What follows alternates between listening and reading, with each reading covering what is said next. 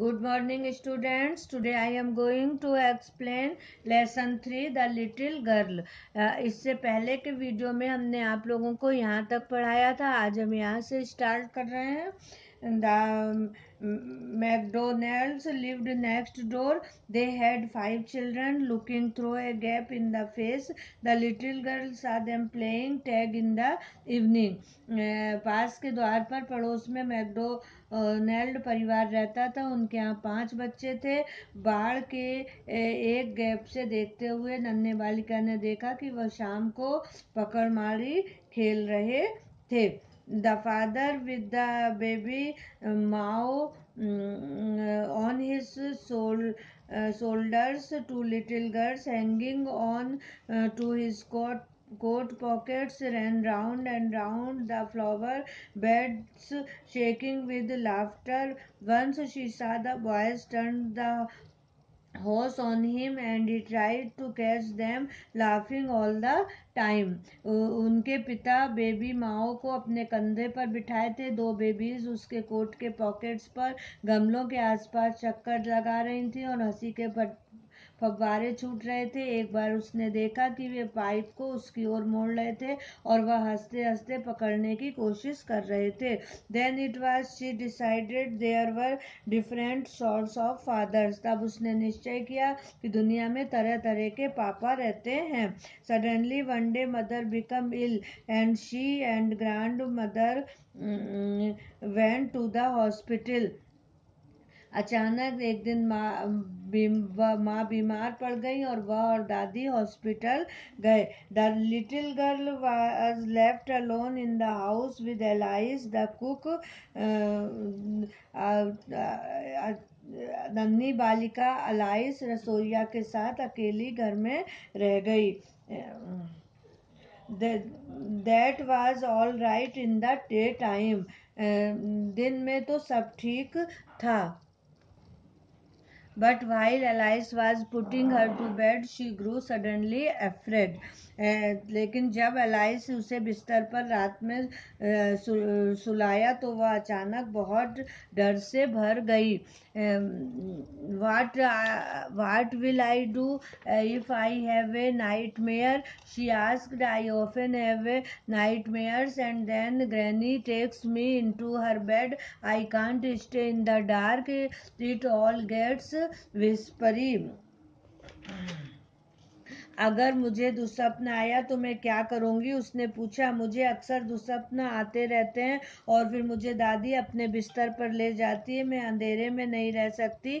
वे सब फुसफुसाने लगते हैं. You just go to sleep, child, said Alice, putting off her socks, and don't you scream and wake your poor pa.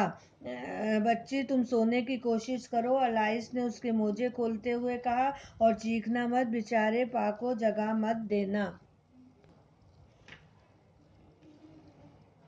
But the same old nightmare came. The butcher with a knife and a rope, who came nearer and nearer, smiling that dreadful smile while she could not move, could only stand still, crying out, "Grandma, Grandma!" She woke shivering to see father beside her bed, a candle in his hand.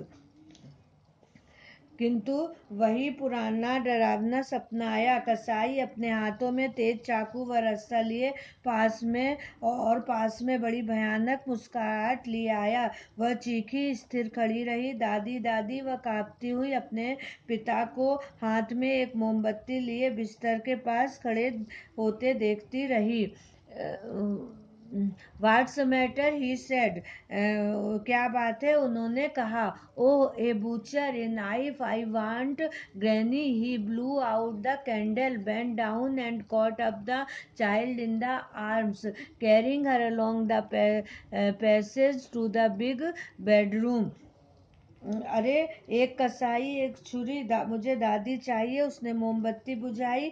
झुके वह बालिका को अपने भुजाओं से पकड़ लिया. उसे रास्ते से होता हुआ वह बड़े कमरे में लाए. A newspaper was on the bed. He put away the paper, then carefully tucked up the child. He lay down beside her, half asleep, still with the butcher's smile all about her, it seemed. She crept close to him, snuggled her head under his arm, held tightly to his shirt. बिस्तर पर एक समाचार पत्र पड़ा था. उसने समाचार पत्र को हटाया और बड़ी सावधानी से बिस्तर पर लिटाया. वह उसके पास ही लेट गए. अभी भी अर्थ सुसुप्तावस्था में अभी भी कसाई की मुस्कान उसने अपने चारों ओर महसूस की. वह उनके निकट खिसकी और अपने सिर को बाह में घुसाया और उनके कमीज को कसकर पकड़ लिया. Then the dark did not matter. She lay still. Here, rub your feet against my legs and get them warm, said father. फिर भी अंधेरे का एहसास न रहा. वह शांति में से लेटी रही. देखो, अपने पैरों को मेरे पैरों के बीच में डाल दो और उन्हें गर्म होने दो, पिता ने कहा. There tired out, he slept before the little girl. A funny feeling came over her. Poor father, not so big after all, and with no one to look after him. He was harder than grandmother, but it was a nice hardness, and every day he had to work and was too tired to be a Mr. MacDonald. She had torn up all his beautiful writing. She stirred suddenly and sighted. थके हुए वह नन्ही बालिका के सामने सो गए. उस बालिका की एक आनंदपूर्ण भावना हुई. बेचारे पिताजी उतने भी बड़े नहीं, आखिरकार, और उनकी देखभाल करने वाला कोई नहीं. वह दादी माँ के बजाय ज्यादा कठोर है, किंतु यह कठोरता अच्छी है और उन्हें काफी मेहनत करती पड़ती है और मिस्टर मैकडोनल्ड से ज्यादा थकान आती है. उसने उनके सुंदर अक्षरों को फाड़ डाला था. वह अचानक कांपी और गहरी सांस ली. What's the matter? asked her father. Another dream? क्या बात है? पिता ने पूछा. फिर दूसरा सपना? Oh, said the little girl, my head's on your heart. I can hear it going. What a big heart you have got, father dear. अरे, नन्ही बालिका ने कहा, मेरा सिर आपके दिल के पास है. मैं उसे धड़कता सुन सकती हूँ. मेरे प्यारे पापा, आपका दिल कितना बड़ा है.